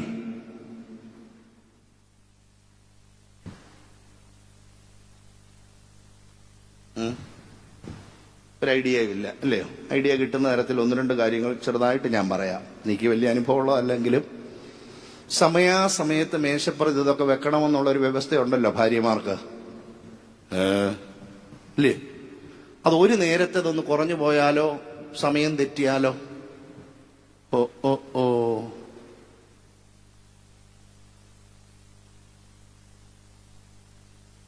ഭൂകമ്പമാ, അല്ലേ? ഈ മനുഷ്യൻ തിരിച്ച് വീട്ടിലോട്ട് വന്നിട്ട് ഇങ്ങനെ ആയിരിക്കും പറഞ്ഞു തുടങ്ങേണ്ടിയിരുന്നത്. എനിക്ക് നിങ്ങളെല്ലാം ഉണ്ടായിരുന്നു. എവിടെ വെച്ച് തുടങ്ങണം? നമുക്ക് സാധാരണ ഉള്ള ബന്ധം തുടങ്ങാം. എൻ്റെ അപ്പനെന്ന് പറഞ്ഞ ഒരാൾ ഇവിടെ ഉണ്ട്, എനിക്ക് അമ്മയുണ്ട്, എനിക്ക് ഭാര്യയുണ്ട്, മൂത്തമോൻ, മൂത്തമോൾ, രണ്ടാമത്തെ മോൻ, രണ്ടാമത്തെ മോള്, പിന്നെ ഞങ്ങളുടെ ഈ കാര്യങ്ങളെല്ലാം നോക്കുന്ന വേലക്കാര്, അയ്യോ യജമാനനെ, കുഞ്ഞേ, തമ്പ്രാനെ എന്നൊക്കെ വിളിച്ച ആള്. ഇങ്ങനെ എല്ലാ ആളുകളും എനിക്കുണ്ടായിരുന്നിട്ടും ഞാൻ ഒറ്റപ്പെട്ട് കല്ലറയിലായിരുന്നപ്പോൾ ആളുകൾ എന്നെക്കുറിച്ച് അവന്റെ അടുക്കലൂടെ പോകരുതേ, അവൻ മോശമായ വാക്കുകൾ ഉപയോഗിക്കും, അവന്റെ അടുക്കലൂടെ പോകരുത്, അവൻ കല്ലെടുത്തെറിയും, അവന്റെ അടുക്കലൂടെ പോകരുത്, അവനെ നമ്മളെ ആക്രമിക്കും എന്ന് പറഞ്ഞ് എന്നെ ഒറ്റപ്പെടുത്തിയപ്പോൾ നിങ്ങളാരും എന്നെ തേടി അവിടെ വന്നില്ല. ഇങ്ങനെ പറഞ്ഞാണ് തുടങ്ങുന്നത് സത്യത്തിൽ, അല്ലേ തങ്കച്ചേ? ലല്ലിയ അല്ല. ഇവിടെ ഇരിക്കുന്നവരുടെ എല്ലാം മനോഭാവം കണ്ടിട്ട് കർത്താവേ സ്തോത്രം, കർത്താവേ നിനക്ക് സ്തുതി, കർത്താവേ നിനക്ക് മഹത്വം, മഹത്വം, ദൈവത്തിന് മഹത്വം, ഓ ദൈവത്തിന് മഹത്വം ആണോ? സമയം കിട്ടപ്പോ ചിന്തിച്ചാൽ മതി. കല്ലറയിൽ അല്ലാഞ്ഞിട്ട് ഇതാ വീട്ടില്. അപ്പൊ കല്ലറയിൽ ഒറ്റപ്പെട്ട ജീവിതം ഇതുപോലുള്ള അനുഭവമാണെങ്കിൽ എന്തായിരിക്കും തിരിച്ച് വീട്ടിൽ വന്ന് പറയുന്നത്? പരിഭവങ്ങൾ മാത്രമേ പറയുകയുള്ളൂ. പരിഭവങ്ങൾ പറയുന്നത് നിർത്തണം. ശ്രദ്ധിച്ചേ, നിങ്ങളുടെ വീട്ടിൽ സ്വസ്ഥതയും സമാധാനവും ഐശ്വര്യവും ഉണ്ടാകണമെങ്കിൽ ആദ്യമേ പരിഭവങ്ങൾ പറയുന്നത് നിർത്തുക. Stop grumbling. നിർത്തണം. ബ്രേക്ക് ഇട്ട പോലെ നിർത്തണം. അതുകൊണ്ടാണ് നീ നിന്റെ വീട്ടിലേക്ക് പോകാനെന്നല്ല യേശുവമ്പുരാൻ പറഞ്ഞത്, ആണോ? അല്ല, നീ നിന്റെ വീട്ടിലേക്ക് പോവുകയും അവിടെ എന്തു പറയണമെന്നും കൂടെ കർത്താവ് പറയുന്നുണ്ട്. നീ നിന്റെ വീട്ടിൽ നിന്റെ പ്രിയപ്പെട്ടവരുടെ അടുക്കലേക്ക് ചെന്ന് കർത്താവ് നിനക്ക് ചെയ്തതൊക്കെയും നിന്നോട് കരുണ കാണിച്ചതും പ്രസ്താവിക്കുക.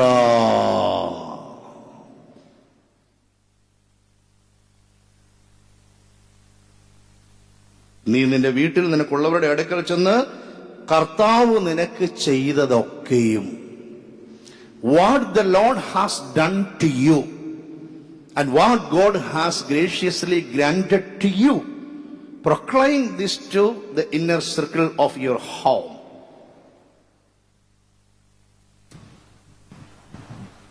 അഞ്ചു മണിക്ക് എഴുന്നേൽക്കുന്ന ആരെങ്കിലും വീട്ടിൽ ഈ നാട്ടിൽ ഇപ്പോ ഉണ്ടോ? എന്തോ അതിന് വെളുപ്പിനെ 5 മണിക്ക് എഴുന്നേൽക്കുന്ന എന്തിന്? തിരിഞ്ഞു കിടക്കാനോ? പ്രാർത്ഥിക്കാനോ? അയ്യോ,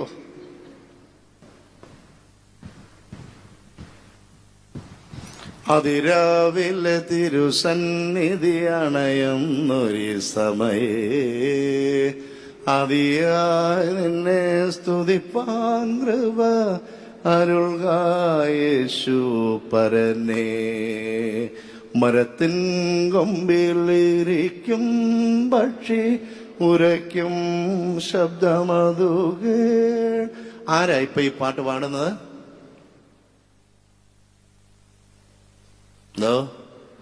മനമേ ഭക്ഷിഗണങ്ങളുണർന്നിത പാടുന്നു ഗീതങ്ങൾ. ഏത് വീട്ടിലാ? ഹലോ, ബാക്കിയൊക്കെ പാടുമെന്ന് എനിക്കറിയാം. ഏത് വീട്ടിലാണെന്ന് കൈപൊക്കിയാ കൊള്ളായിരുന്നു. അല്ല, അതിലൊന്ന് വരാനാ. ഒറ്റ ഒരുതിനും പൊക്കിയില്ലല്ലോ. പള്ളിയിലിരുന്ന് കള്ളം പറയുന്നത് ശരിയല്ല എന്നുള്ള ഒരു ബോധ്യമുണ്ട്, ഇല്ലയോ? പോട്ടെ, അതിന്റെ സാമൂഹിക, അതിന്റെ രാഷ്ട്രീയ, അതിന്റെ മതപരമായ, അതിന്റെ എക്കണോമിക് വശത്തേക്ക് പ്രസംഗിക്കാൻ ഇപ്പൊ നമുക്ക് സമയം കിട്ടുന്നില്ല. കിട്ടുന്ന ദീർഘമായ സമയത്ത് നമ്മൾ അതെല്ലാം അനലൈസ് ചെയ്യും. മോന് ഇന്നൊരു സമ്മേളനമുണ്ട്. നീ ആദ്യമേ വീട് നന്നാക്കുക, അതിനുശേഷം നാട് നന്നാക്കുക. നേരത്തെ ഞാൻ പറഞ്ഞു, എന്താ? സത്യസന്ധരായ, ദൈവഭയമുള്ള, സാൻമാർഗനിഷ്ഠ. ആർക്കാ? അല്ലേ, ആർക്കാ സാൻമാർഗനിഷ്ഠയുള്ള? ഇപ്പോഴത്തെ ഭാരതത്തിന്റെ, കേരളത്തിന്റെ അന്തരീക്ഷത്തിൽ അങ്ങനെ സാൻമാർഗനിഷ്ഠ വേണമെന്ന് ആരെങ്കിലും പറയുന്നുണ്ടോ? ഏതെങ്കിലും സോഷ്യൽ മീഡിയയിൽ ആരെങ്കിലും പ്രസ്താവിക്കുന്നുണ്ടോ? ചെറിയ ചാനലുകളിൽ നമ്മുടെ ചെറുപ്പക്കാർക്ക് കൊടുക്കുന്ന ഉപദേശം എന്താ? നിങ്ങൾ ശ്രദ്ധിക്കുന്നവരാണെങ്കിൽ ഒന്ന് ചിന്തിച്ചു നോക്കിക്കേ. ഇതിന്റെ നിഷ്ഠ വേണമെന്ന് പറയുന്നുണ്ടോ കുഞ്ഞെ? നീ ഏക ഭാര്യയുടെ ഭർത്താവായിരിക്കണം എന്ന് പറയുന്നുണ്ടോ അവിടെ? അതിനെ കൊക്കുന്നിടത്തോളം ഭാര്യമാരുടെ കൂടെ പോകാനെന്നാ ഇപ്പോഴത്തെ മൈത്രിയും പറയുന്നത്, അല്ലേ? അതെ.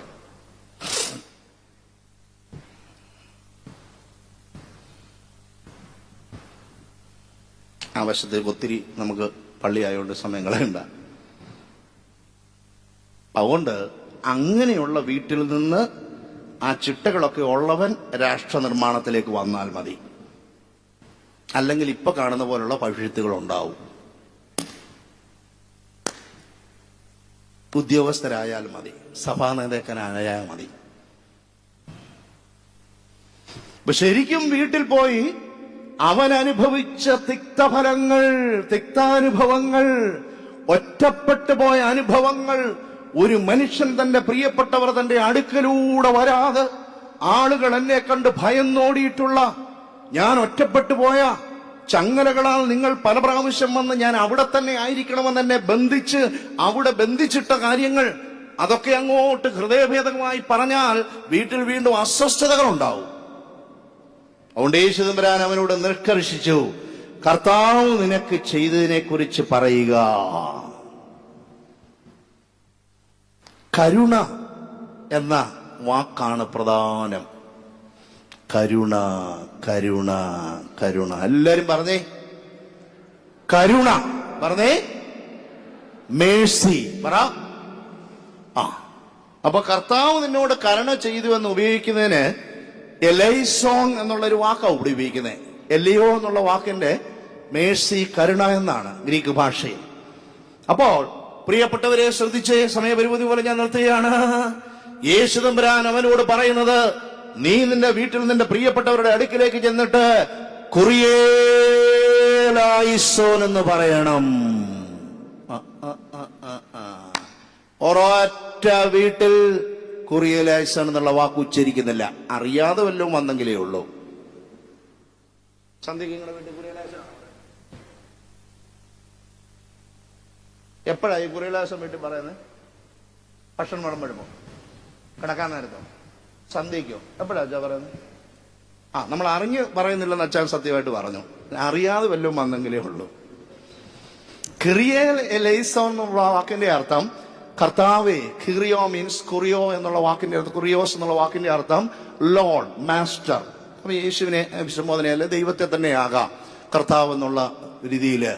എലൈസോൻ എന്ന് പറഞ്ഞാല് എന്റെ മേൽ, ഞങ്ങളുടെ മേൽ കരുണ ചെയ്യണമെന്ന. അപ്പോൾ കിറിയേലൈസോൻ, കുറിയേലായിസോൻ എന്ന് മലയാളികളായ നമ്മൾ അല്പം വകഭേദം വരുത്തി കുറിയേലായിസോൻ എന്ന് പറഞ്ഞാൽ കർത്താവേ ഞങ്ങളോട് കരുണ ചെയ്യണമേ. ആര് പറയണമത്? ഭാര്യ പറയണം. ഇപ്പൊ ഇവിടുന്ന് എന്ന ഭർത്താവ് പറയണം. അല്ല, ഒരു മൂത്ത മകനാണെങ്കിൽ ആ മകൻ പറയണം. അവന്റെ സഹോദരനായ അനുജൻ പറയണം. അപ്പച്ചൻ പറയണം. അമ്മച്ചി പറയണം. വേലക്കാരിയും പറയണം. എന്ത്? കർത്താവേ ഞങ്ങളോട് കരുണ ചെയ്യണമേ.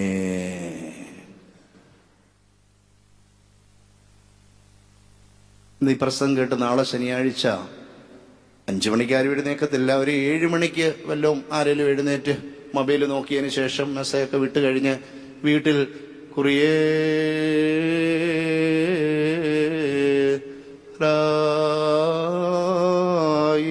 എന്ന് പറഞ്ഞാൽ ഇപ്പൊ കല്യാണം കഴിഞ്ഞ തിങ്കളാഴ്ച കല്യാണം കഴിഞ്ഞ് വീട്ടിൽ വന്ന മരുമോൾക്ക് ഇഷ്ടമാകുമായിരിക്കുമോ?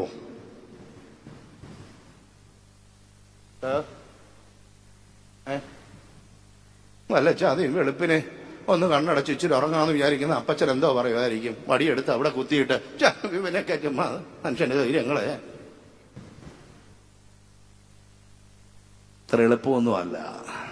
But Jesus insisted him to go to your inner circle at home and tell what the Lord has done to you.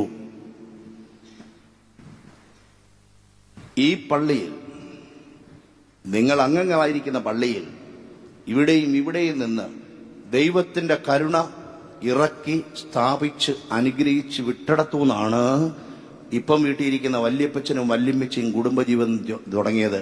കുടുംബജീവിതം നയിക്കുന്നതിന് വേണ്ടിയുള്ള ഭൗതിക സംവിധാനത്തിന്റെ പേരാണ് വീട്. അത് കൊട്ടാരമായാലും കൊള്ളാം, കുടിലായാലും കൊള്ളാം. അപ്പോൾ നമ്മുടെ ഓരോരുത്തരുടെയും ജീവിതം കരുണയിൽ നിന്ന് ആരംഭിച്ചതാണ്. പക്ഷെ രാവും പകലുമുള്ള നമ്മുടെ ആ അധ്വാനം കൊണ്ടും ഒറ്റപ്പെട്ട അവസ്ഥ കൊണ്ടും ചങ്ങലയിൽ ബന്ധിച്ചത് കൊണ്ടും ഒക്കെ നമ്മൾ പരിഭവങ്ങൾ, പരിദേവനങ്ങൾ ഇത് മാത്രം പറയുന്ന ഇടമാക്കി വീടിനെ നമ്മൾ ശവപ്പറമ്പുകളാക്കി. യേശു തിരിച്ച് ശവപ്പറമ്പുകളെ വീടുകളാക്കാൻ ആഹ്വാനം ചെയ്യുന്നു. ഈ മനുഷ്യന്റെ ഒരു പ്രത്യേകത, അവിടെ നിൽക്കുന്നവർ ശക്തരായതുകൊണ്ട്, കാരണം നിൽക്കാനുള്ള ഹെൽപ്പുണ്ടല്ലോ, അതുകൊണ്ട് ഈ മനുഷ്യന്റെ പ്രത്യേകത ഇവനെ ആർക്കും നിയന്ത്രിച്ചുകൂടാ. ഒരു മൊബൈൽ ഫോണും +2 കഴിഞ്ഞ ഒരു മകനെ ആരാ നിയന്ത്രിക്കുന്ന വീട്ടിൽ? ഇവിടെ ഇരിക്കുന്നവരാരെങ്കിലും ഒന്ന് കൈപോക്കി എന്റെ മകൻ എന്റെ നിയന്ത്രണത്തിനാണെന്ന് പറയാമോ? നമ്മൾ നമ്മുടെ തന്നെ നിയന്ത്രണത്തിലാണോ? അല്ല. കാരണം നമ്മൾ ഗേറ്റ് അടച്ചു, വീടിന്റെ വാതിലടച്ചു, അടുക്കളയുടെ അവിടെ അടച്ചു, നമ്മൾ മുറി കയറി വാതിലും അടച്ചു. പക്ഷേ വേൾഡ് വൈഡ് വെബ് എന്ന് പറയുന്ന ഇന്റർനെറ്റ് ഓൺ ചെയ്തിട്ട് നമ്മൾ ഒന്ന് കുത്തി, അപ്പൊ നമ്മൾ ലോകത്തിലേക്ക് പറന്നിറങ്ങി. അപ്പൊ അതിന് വാതിലുണ്ടോ? ഇന്റർനെറ്റ് ഓണാക്കുന്നതിന് വാതിലുണ്ടോ? ഉണ്ടോ? നമ്മൾ അടച്ച വാതിൽ ഏതാ? ഗേറ്റ്. ആരും കയറരുത്. ഓ ആയിക്കോട്ടെ. നമ്മൾ അടച്ച വാതിൽ ഏതാ? ആ വീടിന്റെ വാതിലുകൾ. ആരും കയറരുത്, ഭൗതികമായി പൊട്ടിച്ചു കയറരുത്. ഇപ്പൊ നമ്മൾ തുറന്നിരിക്കുന്ന വാതിൽ ഏതാ? ആർക്ക് വേണേലും നമ്മുടെ മുറിയിലേക്ക് വരാം, നമ്മൾ കിടക്കുന്നിടത്ത് വരാം, നമ്മൾ പോകുന്നിടത്ത് വരാം, നമ്മുടെ അടുക്കിലേക്ക് വരാം. This is the weakness, the vulnerable point in modern life. അപ്പൊ ഒരു ഭാഗത്ത് ഇവൻ ഈ ചങ്ങലകളും ഈ ചെയിൻസും ആ ഫെറ്റേഴ്സും ഒക്കെ ഇങ്ങനെ ഉരുമി ഉടച്ചു കളയാൻ ശക്തനാണെങ്കിലും ഇവൻ സ്വയം മുറിവേൽപ്പിക്കുന്നവന് ഈ മനുഷ്യൻ കല്ലറയിലായിരിക്കും. അവന്റെ പ്രശ്നം എന്താ വെച്ചാ അവൻ സ്വയം മുറിവേൽപ്പിക്കുന്നുണ്ട്. അച്ഛൻ പറയുന്നുണ്ട്, മോനെ ഈ സ്വയം മുറിവേൽപ്പിക്കുന്ന ഈ അഭിമാനം നിർത്തണം. അപ്പൊ ചിലരൊക്കെ ഇപ്പം വലിയ അഭിമാനമായിട്ടാ പറയുന്നത്, വെച്ചോ അത് പള്ളിയിൽ പറഞ്ഞാൽ മതി, വീട്ടിൽ വന്ന് പറയണ്ടോ? ഞങ്ങളുടെയോ? ഓ ആയിക്കോട്ടെ. പള്ളിക്കൂടത്തിൽ ഏതായാലും പറയുന്നില്ല, ഉണ്ടോ? കോടതികളിൽ പറയുന്നുണ്ടോ? ഇല്ല. രാഷ്ട്രത്തിൽ പറയുന്നുണ്ടോ? ഇല്ല. രാഷ്ട്രീയത്തിൽ പറയുന്നുണ്ടോ? ഇല്ല. ഇനി പള്ളിക്കൂടം പണിയുന്നതിന് അടിസ്ഥാനമായ പള്ളിയിൽ കൂടെ ഇത് പറയുന്നില്ലെങ്കിൽ ഈ സമൂഹവും സഭയും എന്തായി തീരും? ബുദ്ധിയുള്ളവൻ, വിവേകമുള്ളവൻ ചിന്തിച്ചു കൊള്ളുക.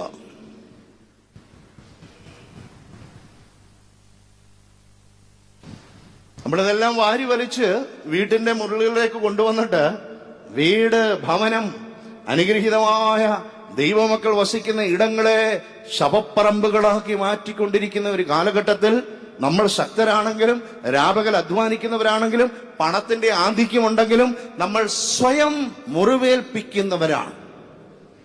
We hurt ourselves. നമ്മൾ സമൂഹത്തെയോ നമ്മളെയോ പണിയുമല്ല, ദൈവം ദാനമായി നൽകുന്ന ആ ജീവനെ വളർത്തുന്നതിന് പകരം we destroy our life instead of conserving and preserving the life which is a gift of God. ചിലരുടെ വീടുകളുടെ ചില മുറികള് ബാറുകളായി മാറിയിരിക്കുക. അനേകരുടെ വീടുകൾ അനാശാസ്യ പ്രവർത്തനത്തിന്റെ കേന്ദ്രമാക്കിയിരിക്കുക. അവിടെ കുറിയേലായിസോൻ, കർത്താവേ ഞങ്ങളോട് കരുണ ചെയ്യണമേ എന്ന് തുടങ്ങണം. ആര് തുടങ്ങും? സുബോധമുള്ളവൻ തുടങ്ങണം. ഇപ്പൊ കേരളത്തിൽ സുബോധമുള്ളത് ആർക്കാ? ആർക്കെങ്കിലും ഉണ്ടേ കൊള്ളാം. സമയം തികയോ? ഇല്ല. ആ വിഷയത്തിലേക്ക് പോയ സമയം തികയോ? നമുക്കില്ല. സുബോധം ഉണ്ടാകാനുള്ള സംവിധാനം എന്തുവാ ഇവിടെ ഇപ്പോൾ ഉള്ളത്? ഒന്നുമില്ല. എല്ലായിടത്തും അത് പരിപോഷിപ്പിക്കുക. ഭൗതികമായ രീതിയിൽ മനുഷ്യന് മെച്ചമുണ്ടായാൽ സ്വസ്ഥതയും സമാധാനവും അഭിമാനവും ഉള്ള ഒരു സമൂഹത്തെ സൃഷ്ടിക്കാമെന്ന് ചിന്തിക്കേണ്ട. Materialism won't be creative in creating a peaceful, decent society and also a church, a home. അത് രണ്ടും രണ്ടാ. പട്ടിണിയും പരിവട്ടവും പ്രയാസവും ബുദ്ധിമുട്ടും ഒന്നിച്ചു കിടക്കാനുള്ള സംവിധാനം പോലും ഇല്ലാതെ ജീവിച്ചാലും പതിവ്രത മെത്തയിലും അതുപോലുള്ള ആഡംബരങ്ങളിലും കിടക്കുന്നിടത്ത് നിന്ന് റിമോട്ട് ഓണാക്കിയാൽ തുറക്കുകയും ചെയ്യുന്ന വാതിലുകളും വാതാനങ്ങളും സംവിധാനങ്ങളും ഒക്കെ ഉണ്ടെങ്കിലും സത്യനിഷ്ഠയില്ലെങ്കിൽ, ദൈവഭയമില്ലെങ്കിൽ, പ്രാർത്ഥനയില്ലെങ്കിൽ, മനുഷ്യരും തമ്മിൽ ഹൃദയം തുറന്ന സംസാരമില്ലെങ്കിൽ, ബന്ധങ്ങൾക്കും നല്ല ധാർമ്മിക ചിട്ടകൾക്കും മൂല്യം കൊടുക്കുന്നില്ലെങ്കിൽ അത് ശവപ്പറമ്പായി പോവുകയുള്ളൂ. അതുകൊണ്ട് കുഞ്ഞെ, ഞാൻ നിന്നെ ഒന്ന് സ്പർശിച്ചതിനാൽ ആ പഴയ കാര്യങ്ങൾ, ആ ഗതകാലം, ആ തിക്തമായ കണ്ണീരിന്റെ അനുഭവങ്ങൾ നീ ക്ഷമിക്കൂ, നീ പൊറുക്കൂ. അതുകൊണ്ട് നീ നിന്റെ വീട്ടിൽ ചെന്ന് പറഞ്ഞു തുടങ്ങേണ്ടത്, കർത്താവേ ഞങ്ങളോട് കരുണ ചെയ്യണമേ. എനിക്ക് കർത്താവ് കരുണ ചെയ്തത് പറയണം. നിങ്ങൾ എത്ര സമയം ദൈവത്തിന്റെ അനുഗ്രഹങ്ങൾ പ്രാപിച്ചതിനെ കുറിച്ച് വീട്ടിൽ പറയുന്നുണ്ട്? വിശ്വാസ കാര്യങ്ങളെക്കുറിച്ച് ഏത് സമയത്താണ് നിങ്ങളുടെ വീട്ടിൽ നിങ്ങൾ സംസാരിക്കുന്നത്? അങ്ങനെ പറയാമെന്ന് പോലും ആളുകൾക്ക് അറിയത്തില്ല.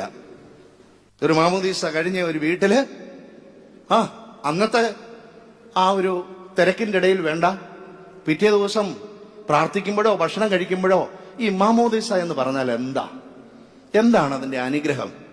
എന്താണ് ആ കുഞ്ഞിനെ മാമോദീസമാക്കി കൊണ്ടുവന്ന ആളെന്നുള്ള നിലയിൽ നമ്മുടെ വീട്ടിലെ എന്റെ തലത്തൊട്ടപ്പന്റെ അമ്മയുടെ, ഈ കുഞ്ഞിന്റെ അപ്പന്റെ അമ്മയുടെ, ഈ കുഞ്ഞിന്റെ ഒക്കെ ചുമതല എന്താ എന്ന് വീട്ടിൽ സംസാരിച്ചാൽ ടാക്സ് വല്ലതും കൊടുക്കേണ്ടി വരുമോ?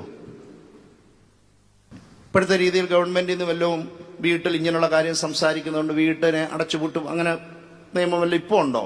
ഇല്ല. ഭാവിയിൽ വരാൻ സാധ്യതയുണ്ട്. എത്രയോ രാജ്യങ്ങളിൽ ക്രിസ്തീയമായ കാര്യങ്ങൾ സംസാരിക്കുന്നതിന് വിലക്കുണ്ടെന്നേ. നീ ഇവിടെയും വന്നുകൂടായികയില്ല. ദൈവം നിനക്ക് ചെയ്തത്, കർത്താവ് നിനക്ക് ചെയ്തത് നീ പ്രസ്താവിക്കുക. അവൻ പോയി എന്ത് ചെയ്ത് നമുക്ക് നോക്കിയാലോ? അവൻ വീട്ടിലോട്ട് ചെന്ന് ഈ കാര്യങ്ങളൊക്കെ പറഞ്ഞു എന്ന് നമുക്കറിയത്തില്ല, പക്ഷെ പറഞ്ഞിട്ടുണ്ട്.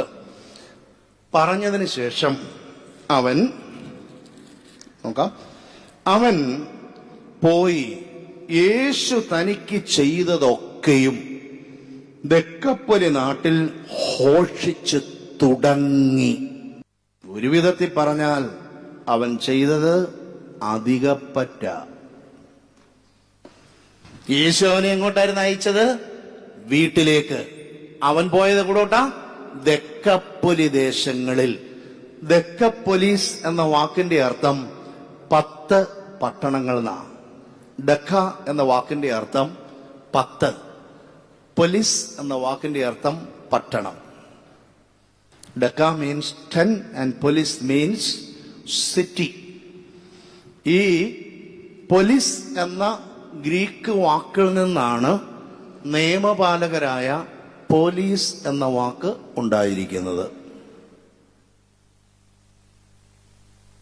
ഇംഗ്ലീഷിലെ മുട്ടിഞ്ചുട്ടുമൊക്കെ പോകുമ്പോൾ നിയമം നല്ല പാലനമാണല്ലോ. ആ പാലിക്കുന്നവരെന്നായ പോലീസ് എന്നുള്ള വാക്ക് വന്നിരിക്കുന്ന എവിടുന്ന? The English word police is derived from the Greek word polis, which means city. എന്താണ് ഇതിന്റെ അർത്ഥം എന്നൂടെ ഒരു വാക്ക് പറയണമല്ലോ. പട്ടണങ്ങളിലുള്ളവര് സംസ്കാര സമ്പന്നരും ഗ്രാമത്തിലുള്ളവര് അത്ര സംസ്കാരമില്ലാത്തവരെന്ന് പഴയ കാലത്തൊരു ചിന്തയുണ്ടായിരുന്നു ഗ്രീക്കുകാർക്ക്. അപ്പോൾ ഇനിയും പട്ടണത്തിൽ ഈ ഗ്രാമത്തിലൊക്കെ ഉള്ളവർ എന്തെങ്കിലും തെറ്റുകുറ്റങ്ങൾ ചെയ്താൽ വിദ്യാസമ്പന്നരായ സംസ്കാര സമ്പന്നരായ പട്ടണവാസികൾ അതിനെ കൈകാര്യം ചെയ്യുവോളും എന്നുള്ള അർത്ഥത്തിലാണ് പോലീസ് എന്ന വാക്കിൽ നിന്ന് പോലീസ് എന്ന വാക്കുണ്ടായത്. ദൈവം അവരോട് ക്ഷമിക്കട്ടെ. അങ്ങനെ ആരും ഉണ്ടെന്ന് എനിക്ക് തോന്നുന്നില്ല. അപ്പൊ പോട്ടെ, നമുക്ക് തിരിച്ചതിലേക്ക് വരാം. അവൻ വീട്ടിൽ മാത്രമല്ല 10 പട്ടണങ്ങളിൽ ഇത് പ്രസ്താവിച്ചു തുടങ്ങി. He started heralding. അവൻ തുടങ്ങിയതേ ഉള്ളൂ, അവസാനിപ്പിച്ചോ? അപ്പൊ ഇന്നും തുടരുന്നുണ്ടായിരിക്കുന്നുള്ള രീതിയിൽ യേശു ഏൽപ്പിച്ചതിൽ നിന്ന് എത്ര മടങ്ങ് അധികമാണ് അവൻ ചെയ്യുന്നത്. പണ്ടത്തെ കാലത്ത് നമ്മുടെ ഈ നാട്ടിലൊക്കെ ആളുകള് രാവിലെ വീട്ടിൽ ചെന്നാല് നമുക്ക് എല്ലാ വീടുകളിലും മിക്കവാറും വീടുകളിൽ പശുവൊക്കെ ഉള്ളതുകൊണ്ട് ഒരു ഗ്ലാസ് ചായ തരും. ഇപ്പൊ പിന്നെ വീട്ടിൽ കഞ്ഞിവെപ്പൊന്നും ഇല്ലാത്തത് കൊണ്ടും വീട്ടിലൂണ് പിന്നെ ഓരോരുത്തരുടെ പേര് പറഞ്ഞാണല്ലോ, അതെല്ലാം റോഡിലുള്ളത് കൊണ്ട് വീടൊരു ശവപ്പറമ്പ് തന്നെയാ. പോട്ടെ. അപ്പോ ഈ ഒരു ഗ്ലാസ് ചായയായിട്ടല്ല കൊടുക്കുന്നത്. നമ്മൾ ഉച്ച സമയത്ത് അല്ലെ 10 മണിക്ക് 11 മണിക്കൊക്കെ ഈ മദ്യവേനൽ സമയത്ത് ചെന്നാല് ആ അമ്മച്ചി, ആ മകൾ, ആ ആളുകള് ഒരു ഗ്ലാസ് വെള്ളം എടുത്ത് തരുന്നതോടൊപ്പം 1 കപ്പ് വെള്ളം കൂടി ഇങ്ങനെ പിടിച്ച് അതിൽ നിന്ന് 1 ഗ്ലാസ് തന്നിട്ട് അവിടെ നിൽക്കും. ഇപ്പോഴത്തെ കുഞ്ഞുങ്ങൾ, ഇപ്പോഴത്തെ ഇവിടെ ഇരിക്കുന്ന അമ്മമാരെല്ലാം സത്യസന്ധരായതുകൊണ്ട് 1 ഗ്ലാസ് വെള്ളമെന്ന് ചോദിച്ചാൽ അവർ 1 ഗ്ലാസ് മാത്രമേ തരത്തുള്ളൂ.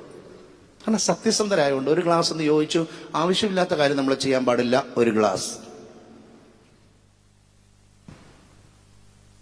അതായത് യേശു അവനോട് പറഞ്ഞത് നിന്റെ വീട്ടിൽ പോയി പറയാനാ ഈ കാര്യം, അല്ലേ?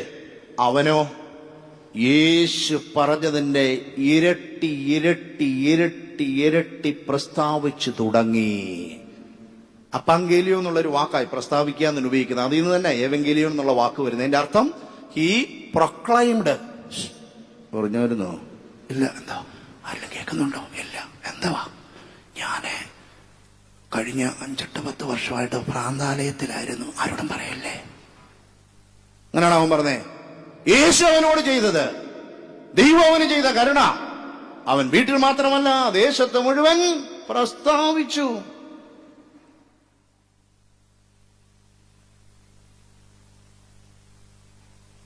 വേദപുസ്തകം വായിക്കുക വീട്ടിൽ.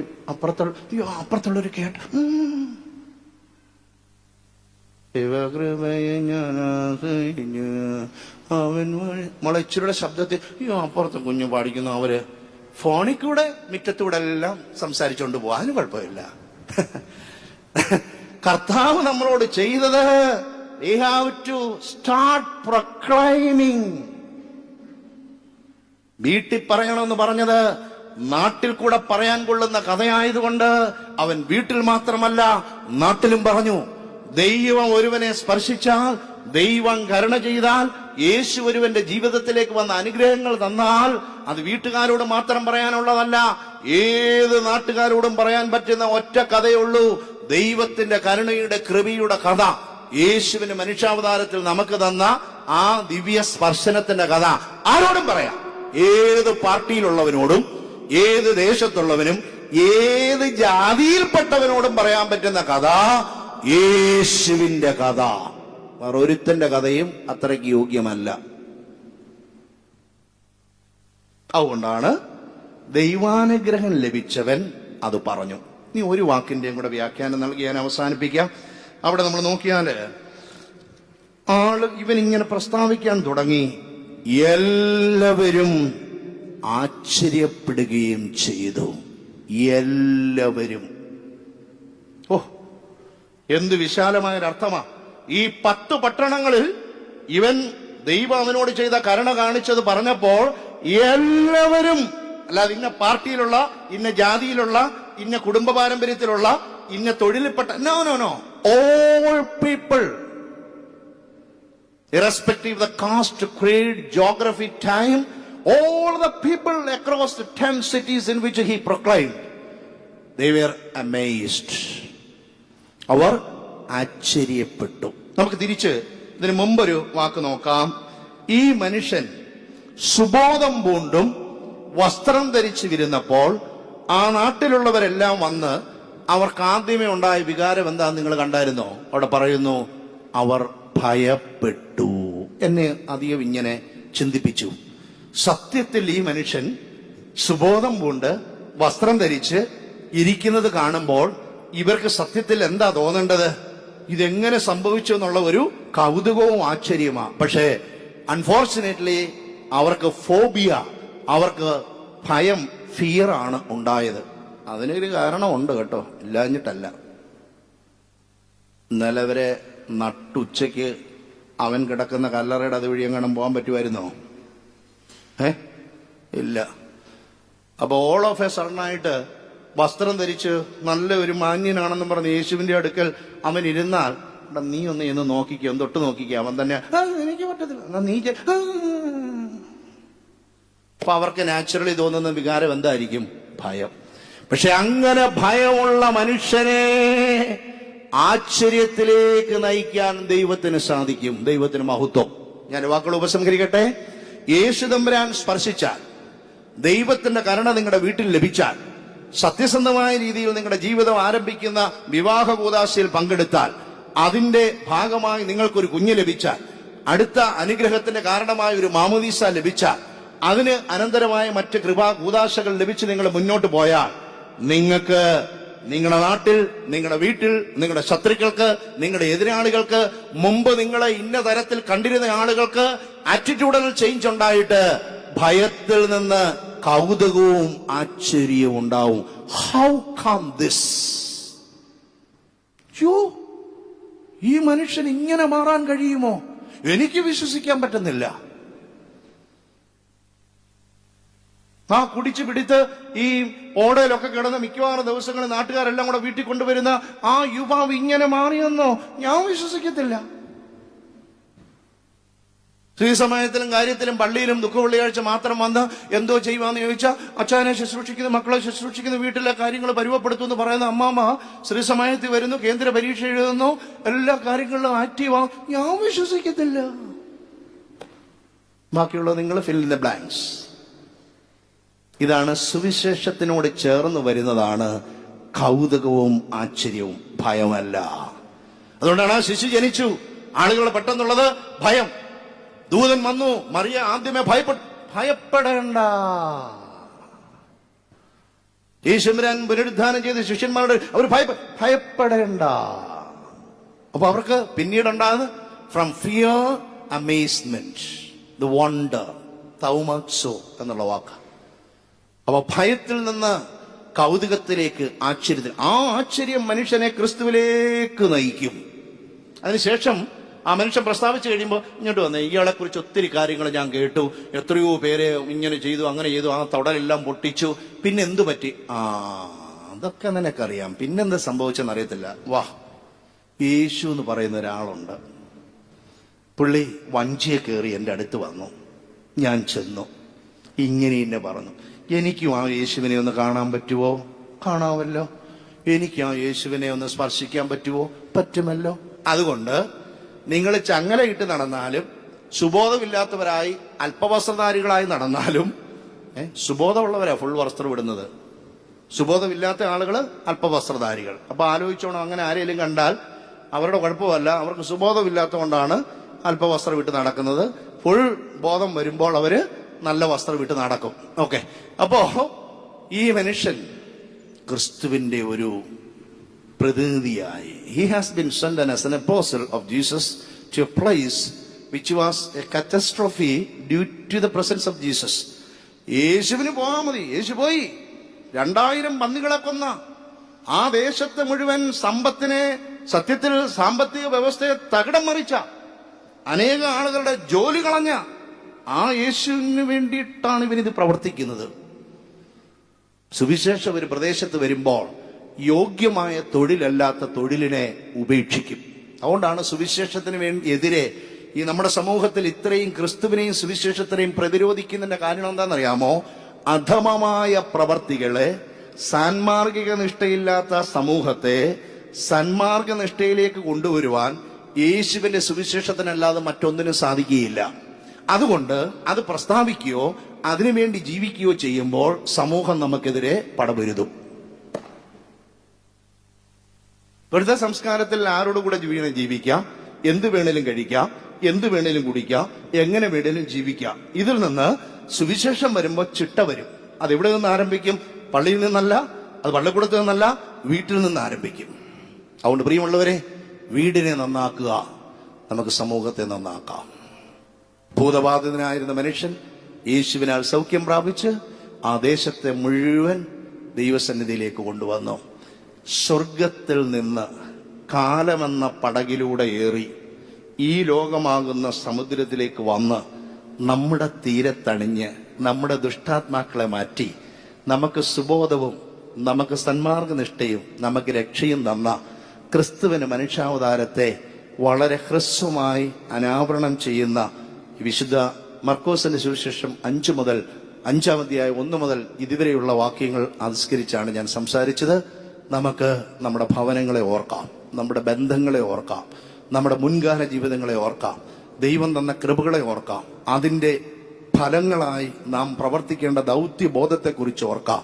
പരിശുദ്ധനായ പരിമല തിരുമേനിയൊക്കെ ആ ദൗത്യങ്ങൾ ഉള്ളിൽ വഹിച്ച് ഈ തിക്തമായ പ്രതികൂലമായ സാഹചര്യങ്ങളിൽ ഭൂതവും മറ്റുള്ളതുമൊക്കെ ഇവിടെ കിടന്ന് നടമാടിക്കൊണ്ടിരുന്നിടത്ത് വന്ന് അതിനെ വിഭാടനം ചെയ്ത് സന്മാർഗനിഷ്ഠയാൽ, തപോനിഷ്ഠയാൽ, പ്രാർത്ഥനാ കിരണങ്ങളാൽ, കണ്ണുനീരുകളാൽ, യാമങ്ങളുടെ പ്രാർത്ഥന മൂലം ഇതിനെ പവിത്രമായ ആലയമാക്കി മാറ്റി.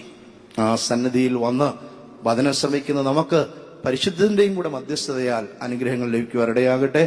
ദൈവത്തിന് മഹത്വം. ഈ വേദി ഒരുക്കി തന്ന മാനേജർ, അസിസ്റ്റന്റ് മാനേജർ, മറ്റു പ്രവർത്തകരോടുള്ള നന്ദി അർപ്പിച്ചുകൊണ്ട് ഞാൻ എന്റെ വാക്കുകൾ